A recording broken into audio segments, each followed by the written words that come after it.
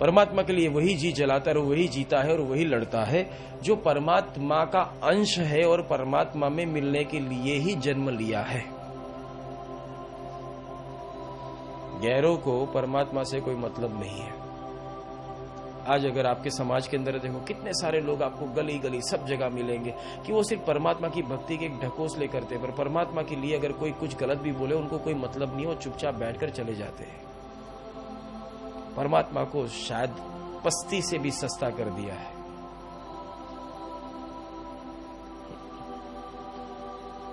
तुम सोचो एक बार कि तुम्हारे बारे में कोई कुछ गलत कहता हो और तुम्हारा भाई वहां बैठकर हंसता रहे, सुनता रहे, तो तुम क्या कहोगे? तू भाई नहीं है, तू उससे भी गया गुजरा शत्रु है, क्योंकि वो तो मुझे गैर मानता है, वो तो गैर है मेरे लिए, इसीलिए वो गैरों की तरह वर्तन करता है। पर तू तो मेरा अपना है, तू क्यों आनंद ले रहा था?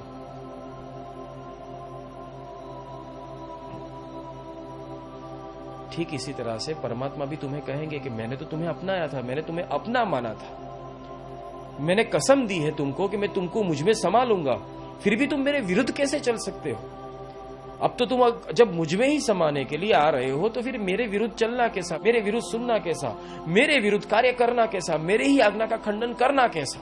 ये कौन सी नीति, ये कौन सी भक्ति है, मेरी समझ में नहीं आती। अगर जब मैंने तुम्हें कसम दी है, तुम्हें अपनाया है, तुम मेरी शरण में आए थे, तुमने दीक्षा धारण की, तुमने आज से मुझे समर्पित कर दिया, तो मैंने मेरा कार्य शुरू कर दिया। तुम्हें अभ्यास कराना, तुम्हें ऊंचा उठाना, तुम्हें आगे बढ़ाना, तुम्हें ज्ञान देना, तुम्हें दिव्यता देना, तुम्हें सिद्धि देना, और तुम क्या कर बैठे? कहने को बोल दिए, बस एक दिन शपथ ग्रहण कर दी और दूसरे दिन वापिस पहले जैसे बन गए। और इसी के कारण तुम आज भी निस्तेज हो। 4 ज्ञान की पुस्तक पढ़ना कोई बड़ी बात नहीं, आजकल तो छोटे छोटे बच्चे भी हर एक किताबें कंठस्थ कर लेते हैं। तुमने परमात्मा के लिए अपने अंतःकरण से किया क्या, कितना जी जलाया, कितनी अद्वैतता है? क्या तुम हो 2 दिल एक जान?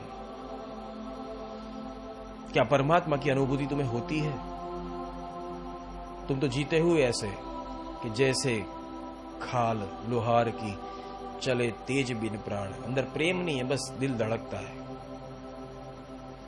तुम प्रेम नहीं कर सकते, तुम खैरात से चल सकते हो। दान देना अलग बात है और प्रेम से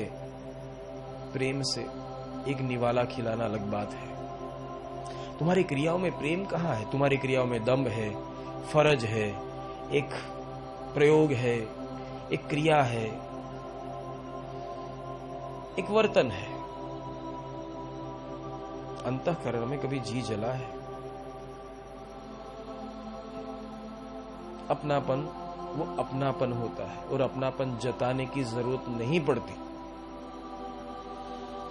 तुम अपनापन कैसे जताओगे? जटा, माला, तिलक, दिखावा, अच्छी बातें करना, अच्छा दिखना, अच्छा चलना, अच्छा बोलना, और जैसे ही मंदिर से बाहर निकले जैसे थे।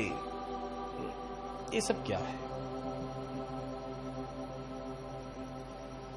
शायद तुम ये सब इसलिए कर रहे हो क्योंकि तुम्हारी मुलाकात परमात्मा से नहीं हुई है, और दूसरी बात कि तुम परमात्मा से मुलाकात करना नहीं चाहते हो।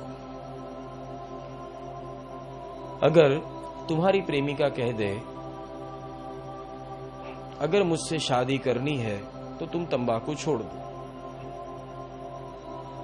सचमुच में अगर तुम्हें उस व्यक्ति से शादी करनी है तो तुम तंबाकू छोड़ दोगे, क्योंकि तुम कहोगे कि इसकी लत से मुझे तेरी लत ज्यादा है। चल इस तंबाकू तो क्या है, तू बोले तो घर छोड़ दो, तुरंत रिश्ता पक्का हो जाता है। पर तुम करोगे क्या?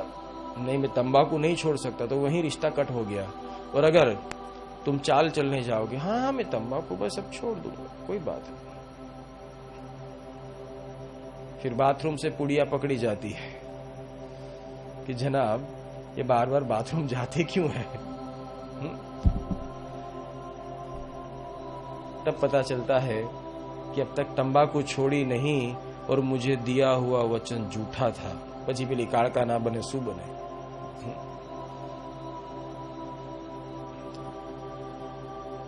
और फिर वही चीज रिश्तों में दरार लाती है। कौन सा? दिखावा। इसीलिए कभी दिखावे से ना चलो, दिल से चलो। बस दिखावे से ना चलो, दिल से चलो। और सही बात ऐसी बताऊं, ये जिंदगी बहुत छोटी है, कब खत्म हो जाएगी पता नहीं चलेगा।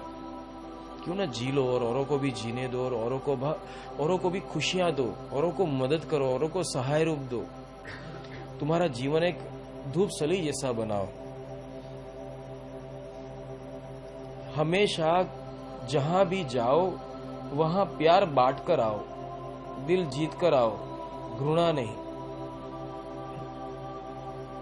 हमेशा ये याद रखो, यही तुम्हारी परीक्षा है। और तुम कितना भी प्यार सही चलोगे, गलत चलोगे, तुम्हारा अंतःकरण जो होगा सामने वाले को पता चलता है, क्योंकि उसके अंदर भी तो आत्मा है।